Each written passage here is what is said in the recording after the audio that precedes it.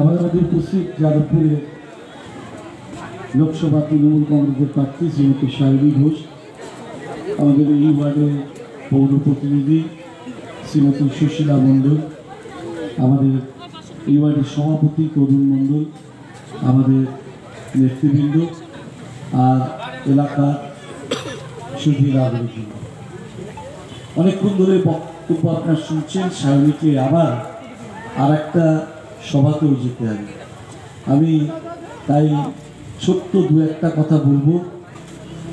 আপনারা দেখেছেন যে লোকসভা নির্বাচন, এই নির্বাচনে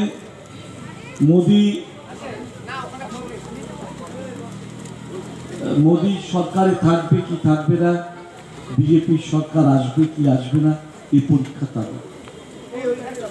মোদি ভারতবর্ষের মানুষকে স্বপ্ন দেখিয়েছিল যে বছরে 2 কোটি মানুষের চাকরি দেবে। মোদি ভারতবর্ষের মানুষকে স্বপ্ন দেখিয়েছিল যে বিদেশে যে কালো টাকা আছে সব আমরা নিয়ে আসবো, নিয়ে আসলে ভারতবর্ষের প্রত্যেকটি মানুষের ব্যাংক অ্যাকাউন্টে